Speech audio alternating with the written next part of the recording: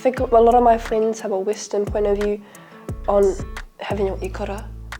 And I do try and change that, and I do try and give them the speech of what it means for my culture and how our tupuna believe that when you get your ikura, it connects you more to your whakapapa and papa tuanuku.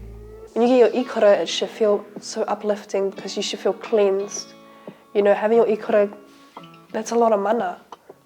I had to have the conversation with my coach about what the cultural differences and how special this is for Māori and how it's tapu to go into the ocean.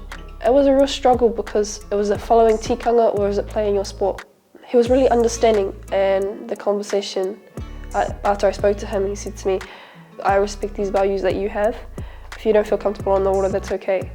Giving that insight to him allows him to be more empathetic towards Māori girls and wahine. I was really confused and I didn't understand what was happening to my body. When I have my ikura, my muscles cramp up. My mindset isn't the same and I feel drowsy and tired. And a lot of people don't click on that this is something that should be taken into consideration when young girls are playing sport. I wish my PE teachers would have had the conversation with just us girls about how you shouldn't feel embarrassed. Because I did have the conversation, you know, here's a tampon and here's a pad and here's how you apply it. But we didn't have the conversation of how it was going to affect us and how you should feel when you get it. You know, this is a step into womanhood.